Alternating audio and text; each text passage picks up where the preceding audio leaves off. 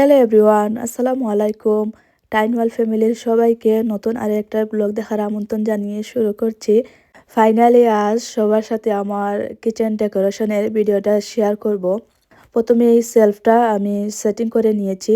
এখন আমার কিচেনের এই এক সাইডটাই হচ্ছে আমি সুন্দর করে সাজাবো। অনেক দিন ধরে এই টুকটাক এটা সেটা কিনছিলাম কিচেনের জন্যে। সব কিছু একসাথে করে আজ ফাইনালি ডেকোরেশনটা করছি। আমার কিচেনটা তেমন একটা বড় না, আসলে হাঁটা জায়গা কম, কিন্তু বক্স বা জিনিসপত্র রাখার কিন্তু যথেষ্ট জায়গা আছে, অনেকগুলা বক্স আছে, শুধু হাঁটাহাঁটি করার জায়গাটা একটু কম। তারপরেও আলহামদুলিল্লাহ যেরকম পেয়েছি আমি অনেক খুশি। আমার কিচেন নিয়ে মানুষের থাকে না অনেক কমপ্লেন, এটা হয়নি সেটা হয়নি, আর আমার ঘরের আমার সব কিছু আমার মন মতো, কোনো কমপ্লেন নেই। আল্লাহ যেভাবে দিয়েছেন আলহামদুলিল্লাহ। আর সব থেকে বড় কথা হলো টুনাটুনির সংসারে এই কিচেনটাই আমি বলবো আলহামদুলিল্লাহ। বিদেশে যারা থাকেন কিচেন নিয়ে অনেক সমস্যা, মানে বেশিরভাগ ঘরের মধ্যেই হচ্ছে ড্রয়িং রুমে কিচেন থাকে, তো আলাদা হচ্ছে খুবই কম পাওয়া যায়। আর আমি তো মেন সিটিতে থাকি, এখানে দেখা যায় যে কিচেন অনেক ছোট ছোট থাকে। কয়েকদিন আগে একজন ভাবি আমাকে মজা করে বলছিলেন যে কিচেনটা তো অনেক ছোট, তো তোমার ছেলের বউ আসলে তখন হরি বউ তো জায়গা হবে না। তো উনি ফান করেই বলছিলেন, তো ওনাকে আমি বলেছিলাম যে এই সংসারটা আমার, আমি আমার মন মতো করে সাজাবো, এই কিচেনটাও আমার। ছেলে যখন বিয়ে করবে ওকে আলাদা বাসা একটা কিনে দেবো, ছেলের বউয়ের আলাদা রাজত্ব থাকবে, আলাদা কিচেন থাকবে। জানি না এতদিন বাঁচবো কিনা, তবে স্বপ্ন দেখতে বা আশা করতে তো মানা নেই। সব মেয়েদের একটা স্বপ্ন থাকে, নিজের একটা ঘর হবে, নিজের একটা সংসার হবে, কিচেন হবে। সেই কিচেনে হচ্ছে নিজের রাজত্ব থাকবে, সেখানে কারো কোনো হুকুমদারি থাকবে না। যখন যেটা ভালো লাগবে রান্না করব, যখন যেভাবে চাইবো আমরা ডেকোরেশন করব। এটাই হচ্ছে একটা মেয়ের আশা। অনেকের হয়, অনেকের আবার এই ইচ্ছাটা অপূর্ণই থেকে যায়। তবে আলহামদুলিল্লাহ ছোট বড় যেরকমই হোক না কেন, এটা যে আমার রাজত্বে চলে, আমার হুকুমে কিচেনের সব কিছুই হচ্ছে এই নড়াচড়া করে, তো এটাই হচ্ছে সব থেকে বড় কথা। বড় কিচেন দিয়ে কি করব যদি রাজত্বই করতে পারি না। এক সাইড ডেকোরেশন করা হয়ে গেছে, এখন এই পাশটা ডেকোরেশন করব। আসলে কিচেনটা এত ছোট না, শহর মধ্যে আমি বলবো এরকম কিচেন একটা পাওয়া মুশকিল। যারা বিদেশে থাকেন ওনারা জানেন অনেক ছোট ছোট কিচেন, শুধু রান্না করার জায়গা থাকে। সেই তুলনায় আমার কিচেনটা অনেক বড়। তারপরে এই যে সাইডের যে বক্সগুলা, প্রায় বেশিরভাগ বক্সই হচ্ছে খালি।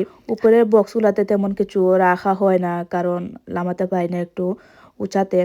তো নিচের সাইডে হচ্ছে আমি সব কিছুই রাখি। এখন যে চামচ টামচ সব কিছু ক্লিন করে রাখছি, যেহেতু আজ ডেকোরেশন করছি, ভিডিও করব, তো সব কিছু সুন্দর হলে দেখতেও ভালো লাগবে। আর চামচ হচ্ছে আমি সবসময় ক্লিন করে মুছে, মানে পরিপাটি করে রাখি। কিচেনটা ডেকোরেশনের পরে এত সুন্দর লাগছিল, বিশেষ করে লাইট অফ করে যখন হালকা আলোতে ভিডিও করছিলাম, তারপরে পিকচারগুলো অনেক সুন্দর হয়েছে। তো মনে মনে ভাবছিলাম যে এতদিন কেন আমি এভাবে ডেকোরেশন করিনি। এক এক সময় আসলে এক এক আইডিয়া মাথার মধ্যে আসে। যত দিন যায় আমরা অনেক কিছু দেখি শিখি, তারপরে রুচিরও পরিবর্তন হয়। তো এখন যে ডেকোরেশন করেছি অনেক ভালো লাগছে, কয়েকদিন পরে আবার হয়তো আমার মাইন্ড চেঞ্জ হবে, আবার নতুন করে সাজাবো। মানুষ মানেই হচ্ছে পরিবর্তনশীল, এক জিনিস বেশি দিন ভালো লাগে না, অথবা এক জায়গায় বেশিক্ষণ থাকতেও ভালো লাগে না। সব কিছুই কমপ্লিট, এখন ফাইনাল লুকটা দেখাই। প্ল্যান ছিল এই যে উপরে যে ফুলগুলা হলুদ কালার সেগুলা দিয়ে ফুল কিচেন এরকম করে যে হিট আছে সেটার মধ্যে দেওয়ার, কিন্তু এগুলা হচ্ছে অর্ধেক দেওয়ার পরে শেষ হয়ে গেছে। তো নেক্সট টাইম আরও কিনে বাকি সাইডটা লাগাবো। কিচেনটা ডেকোরেশন করার পরে কীরকম লাগছে, অথবা আগে কীরকম ছিল, সবাই তো ব্লগের মধ্যে দেখেছেন। তো অবশ্যই কমেন্ট করে জানাবেন যে আমার ডেকোরেশনটা কীরকম হয়েছে। এক এক মানুষের আসলে এক এক রকম রুচি বা ডেকোরেশন করার মাইন্ড থাকে, তো আমি আসলে যেভাবে এই পেরেছি সেভাবেই করেছি। এই দুইটা সেলফ হচ্ছে ইদানিং অনেক বেশি ভাইরাল, তো আমি আসলে এগুলা দেখেই আমার মাথার মধ্যে আইডিয়া এলো।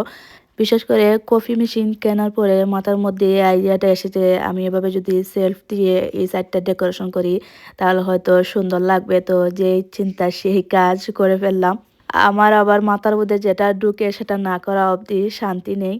জামাই সাহেবও দেখে একেবারে অবাক, অনেক সুন্দর লাগছিল। উনি ভিডিও করে নিয়ে ওনার কাজে সবাইকে দেখাচ্ছিলেন যে এই যে আমার বউ কফি সাইডটা সুন্দর করে সাজিয়েছে। তোমাদের দাওয়াত কফি খাওয়ার জন্যে। তো উনি আবার আমাকে বলছিলেন যে কফির দাম কত? তো আমি বললাম যেহেতু ঘরে বানানো একেবারে ফ্রেশ, তো 5 ইউরো হচ্ছে 1 কাপ। তো সবার দাওয়াত রইলো আমার বাসায় কফি খাওয়ার জন্যে। তবে আমার সব মায়ার ভাই বোনদের কাছ থেকে আমি টাকা নিব না, ফ্রি। যে সুন্দর হয়েছে।